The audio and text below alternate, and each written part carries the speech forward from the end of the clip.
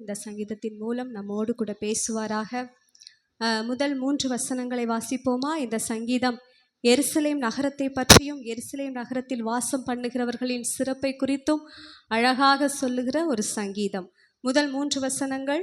அவர் அஸ்திபாரம் பரிசுத்த பர்வதங்களில் இருக்கிறது. கர்த்தர் யாக்கோபின் வாசஸ்தலங்கள் எல்லாவற்றை பார்க்கிலும் சீயோனின் வாசல்களில் பிரியமா இருக்கிறார். தேவனுடைய நகரமே, உன்னை குறித்து மகிமையான விசேஷங்கள் வசனிக்கப்படும். பாருங்க, அவர் அஸ்திவாரம் பரிசுத்த பர்வதங்களில் இருக்கிறது. கர்த்தர் யாக்கோபின் வாசஸ்தலங்கள் எல்லாவற்றை பார்க்கிலும் சீயோனின் வாசல்களில் பிரியமாயிருக்கிறார். சீயோனின் வாசல்கள் என்றால் அது எருசலேமை குறிக்கிறது. அவர் இஸ்ரவேல் தேசத்திலே எருசலேம் நகரத்தை அவர் தனக்கென்று தெரிந்து கொண்டார். தேவனுடைய நகரமே, உன்னை குறித்து மகிமையான விசேஷங்கள் வசனிக்கப்படும். பின்னாட்களிலே அந்த எருசலேம் நகரத்தில் யார் வாசம் செய்து கொண்டிருந்தார்கள் என்றால் எபூசியர்கள் வாசம் செய்து கொண்டிருந்தார்கள். யோசுவா 15:8 எடுத்து வாசிச்சு பாருங்க. யோசுவா 15:8.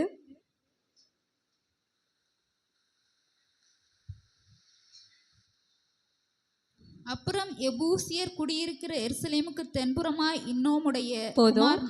ஆதியிலே அந்த கானானிலே யார் வாசம் செய்த, அந்த எருசலேமிலே யார் வாசம் செய்ததென்றால் எபூசியர்கள் வாழ்ந்தார்கள். 2 சாமுவேல் 5:6-7.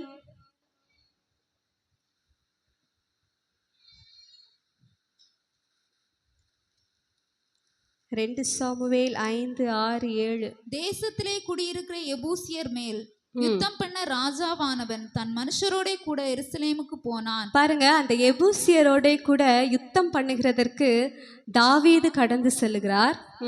அவர்கள் இதிலே பிரவேசிக்க தாவீதினால் கூடாது என்று எண்ணி தாவீதை நோக்கி, நீ இதற்குள் பிரவேசிப்பதில்லை, குருடரும் சப்பானிகளும் உன்னை தடுப்பார்கள் என்று சொன்னார்கள். ஆனாலும் தாவீது சீயோன் கோட்டையை பிடித்தான். அது தாவீதின் நகரமாயிற்று. பாருங்க, அந்த எருசலேமின் மேல் அந்த எபூசியர்கள் மேல் தாவீது யுத்தம் பண்ணி அதை யுத்தம் பண்ணினது நிமித்தம் அந்த நகரம் என்னவாயிற்று? இப்பொழுது தாவீதின் நகரமாயிற்று. ஆண்டவராகிய இயேசு கிறிஸ்து கூட இந்த உலகத்தில் ஊழியம் செய்து கொண்டிருக்கும் போது அந்த எருசலேம் தேவாலயத்திற்குள்ளே அவர் கடந்து சென்றார். எருசலேம் தேவாலயத்திலே அவர் உபதேசித்தார். மீண்டும் அவர் சீக்கிரமாய் வரப்போகிறார். புதிய எருசலேமை அவர் ஸ்தாபிக்க போகிறார். அவரோடு கூட நாமும் ஆளுகை செய்ய போகிறோம். 4ஆம் வசனத்தை வாசிப்போம். என்னை அறிந்தவர்களுக்குள்ளே ராகாபையும் பாபிலோனையும் குறித்து பேசுவேன். இதோ, பெலிஸ்தியரிலும் தீரியரிலும் எத்தியோப்பியரிலும் கூட இன்னான் அங்கே பிறந்தான் என்றும், சியோனை குறித்து இன்னான் அதிலே பிறந்தான் என்றும் சொல்லப்படும். உன்னதமானவர் தாமே அதை ஸ்திரப்படுத்துவார். பாருங்க, என்னை அறிந்தவர்களுக்குள்ளே ராகாபையும் பாபிலோனையும் குறித்து பேசுவேன். இதோ, பெலிஸ்தியரிலும் தீரியரிலும் எத்தியோப்பியரிலும் கூட இன்னான் அங்கே பிறந்தான் என்றும். என்னை அறிந்தவர்களுக்குள்ளே யூதர்களை தேவன் அவருக்கென்று தெரிந்தெடுத்திருந்தார். இஸ்ரவேல் ஜனங்களை அவருக்கென்று அவர் தெரிந்தெடுத்திருந்தார். இந்த ராகாப் என்று சொல்லுகிறது எகிப்தை குறிக்கிறது. பாபிலோன் தேசம், நேபுகாத் நேச்சார் அரசாட்சி செய்த அந்த தேசம் பாபிலோன். பெலிஸ்தியர், தீரியர், எத்தியோப்பியர் இதெல்லாம் பார்த்தீங்கன்னா இஸ்ரவேலை சுற்றி இருந்த அண்டை நாடுகள். அதில் கூட ஆண்டவரை யாராவது விசுவாசிச்சிருந்தாங்கன்னா அவர்களுடைய பெயர்கள் எல்லாம் எழுதப்பட்டது. யூதர்களுக்கு ஒரு சட்டம் இருந்ததாம். என்னென்னா, வம்ச வரலாறை அவங்க என்ன செய்து வைத்திருக்கணும், கரெக்டாக எழுதி வைத்திருக்க வேண்டும். நம்ம பழைய ஏற்பாடுலலாம் வாசித்து பார்த்திங்கன்னா நிறைய வம்ச வரலாறுகளை பார்த்துருப்போம், படிச்சிருப்போம் இல்லை?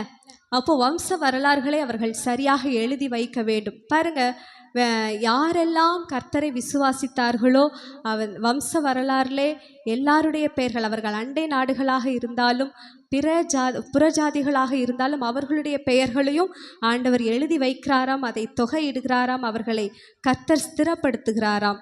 6வது வசனம். கர்த்தர் ஜனங்களை பேரெழுதும் போது இன்னான் அதிலே பிறந்தான் என்று அவர்களை தொகையிடுவார். 7ஆம் வசனம். எங்கள் ஊற்றுகளெல்லாம் உன்னில் இருக்கிறது என்று பாடுவாரும் ஆடுவாரும் ஏகமாய் சொல்லுவார்கள். யார் பாடுவார்கள்? யார் ஆடுவார்கள்?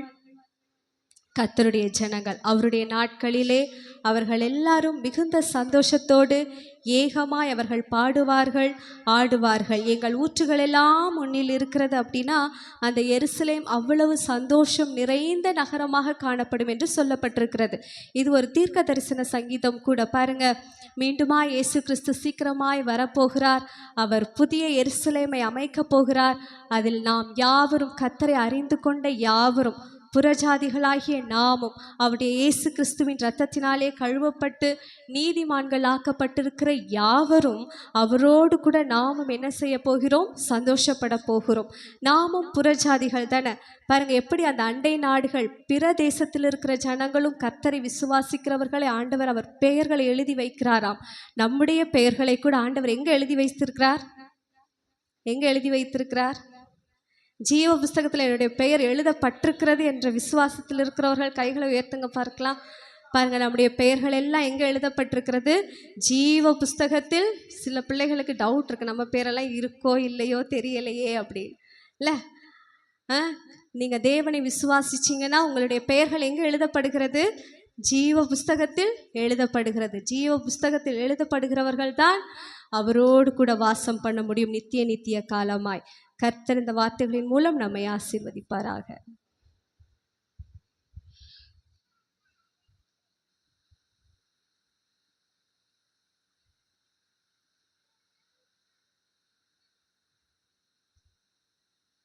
தேவன் செய்த நன்மைகளை சபையின் மத்தியிலே சாட்சியாய் சொல்கிற நேரம். யாராவது சாட்சிக்காக இருந்தால் சொல்லலாம்.